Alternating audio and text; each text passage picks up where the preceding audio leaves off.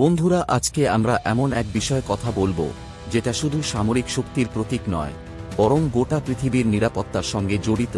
পৃথিবীর যেসব দেশের কাছে পারমাণবিক বোমা এবং নিউক্লিয়ার মিসাইল রয়েছে, তারা কেবলমাত্র শক্তিধর নয়, বরং এই অস্ত্রগুলো ব্যবহার করার ক্ষমতা রাখে পুরো একটি দেশকে ধ্বংস করার। চলুন জেনে নিই কোন কোন দেশের কাছে আছে এই ভয়ঙ্কর অস্ত্র, আর এগুলোর ক্ষমতা ঠিক কতটা।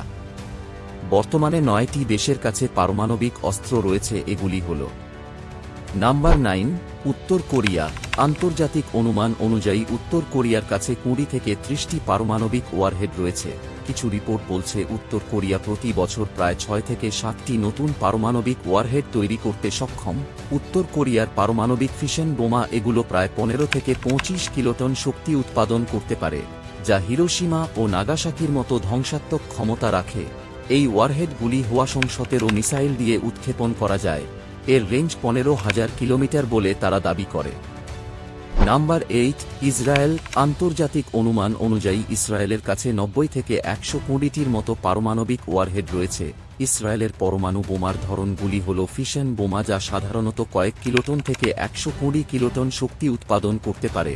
তাছাড়াও থার্মোনিউক্লিয়ার ওয়ারহেড, সম্ভবত থার্মোনিউক্লিয়ার হাইড্রোজেন বোমা, যা 150 থেকে 400 কিলোটন শক্তি উৎপাদন করতে পারে।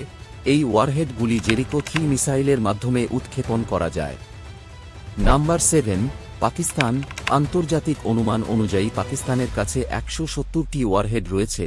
পাকিস্তানের এই পারমাণবিক বোমাগুলি মূলত উচ্চ সমৃদ্ধ ইউরেনিয়াম ও প্লুটোনিয়াম ভিত্তিক বোমা, যা 10 থেকে 40 কিলোটন শক্তি উৎপাদন করতে পারে।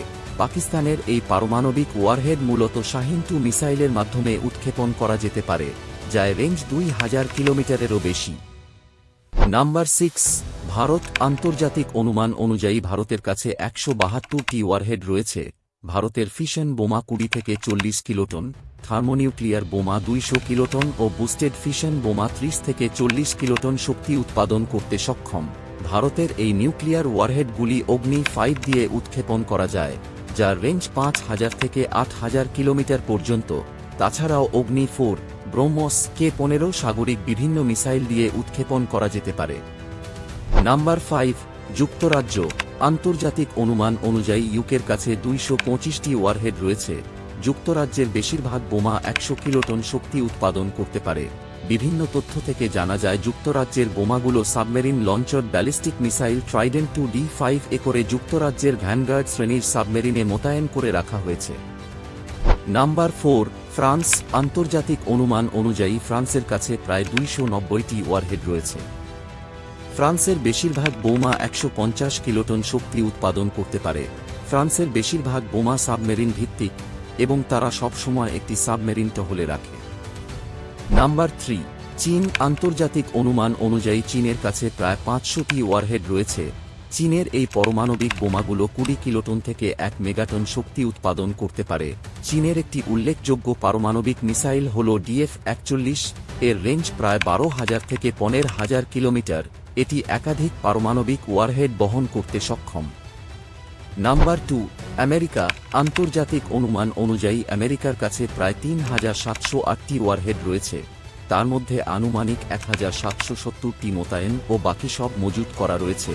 বর্তমানে যুক্তরাষ্ট্রের বোমাগুলো 10 কিলোটন থেকে 1.2 মেগাটন শক্তি উৎপাদন করতে পারে। উদাহরণস্বরূপ B-83 বোমার শক্তি 1.2 মেগাটন। আমেরিকার এই নিউক্লিয়ার ওয়ারহেডগুলি মিনিটম্যান 3 মিসাইল দিয়ে উৎক্ষেপণ করা যায়, যার রেঞ্জ 13,000 কিলোমিটার। তাছাড়াও আমেরিকার বিভিন্ন যুদ্ধবিমান যেমন F-35 তুলিও এই ওয়ারহেডগুলি বহন করা যায়। Number 1, Russia. আন্তর্জাতিক অনুমান অনুযায়ী রাশিয়ার কাছে প্রায় 5580টি ওয়ারহেড রয়েছে। তার মধ্যে 1710টি মোতায়েন ও বাকি সব মজুত করে রাখা হয়েছে। রাশিয়ার কাছে বিশ্বের সবচেয়ে শক্তিশালী ধসা বোমা রয়েছে, যার বর্তমান শক্তি 100 কিলোটন থেকে 1 মেগাটন। রাশিয়া সবচেয়ে শক্তিশালী পারমাণবিক মিসাইলের হল RS-28 সারমাত। এটি একসঙ্গে বিভিন্ন ওয়ারফের বহন করতে পারে এবং এর রেঞ্জ 18,000 কিলোমিটার। রাশিয়ার অস্ত্রাগারে ব্যালিস্টিক মিসাইল, সাবমেরিন ভিত্তিক বোমা এবং ক্রুজ মিসাইল রয়েছে, যার সাহায্যে রাশিয়া এই ওয়ারহেডগুলি উৎক্ষেপণ করতে পারে। বন্ধুরা, এইসব মিসাইল যত শক্তিশালী হোক না কেন, এদের ব্যবহার শুধু ধ্বংসই আনতে পারে। একটি নিউক্লিয়ার যুদ্ধ মানেই কোটি কোটিরও বেশি মানুষের মৃত্যু। প্রকৃতির ভয়াবহ ক্ষতি এবং পৃথিবীর আবহাওয়ায় দীর্ঘমেয়াদী পরিবর্তন ঘটায়। তাই আজকের পৃথিবীতে এই অস্ত্রগুলোর অস্তিত্ব শুধু ডিটারেন্স বা প্রতিরোধের জন্য রাখা হয়েছে।